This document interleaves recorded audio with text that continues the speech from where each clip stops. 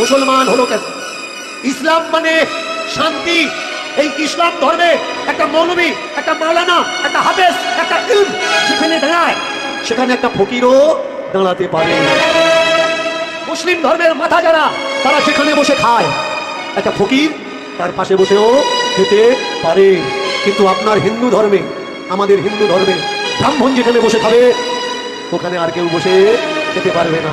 শুধু তাই না, ব্রাহ্মণ যখন আপনার বাড়িতে আসবে তখন অতিথি দেব ভব, কিন্তু আপনি যখন ব্রাহ্মণের বাড়িতে যাবেন তখন আপনার খাওয়ার কোনো অধিকার নেই। আর যদি খান ওই থালাটা আপনাকে ধুয়ে দিতে হবে। এটা পাবেন কোন গ্রন্থে? মনুস্মৃতি করে নিন। মনুস্মৃতিতে যদি পড়েন বুঝতে পারবেন, স্পষ্ট লেখা আছে শূদ্র ব্রাহ্মণের বাড়িতে যদি আসে তাকে বসতে জায়গা দেওয়া উচিত না, কিন্তু ব্রাহ্মণ যদি কোনো শূদ্রের বাড়িতে যায় তাকে দেবতা বলে মানা লাগবে। বলো তো ভাই, এই হিংসার ধর্ম কারা লিখলো? আমার ধর্ম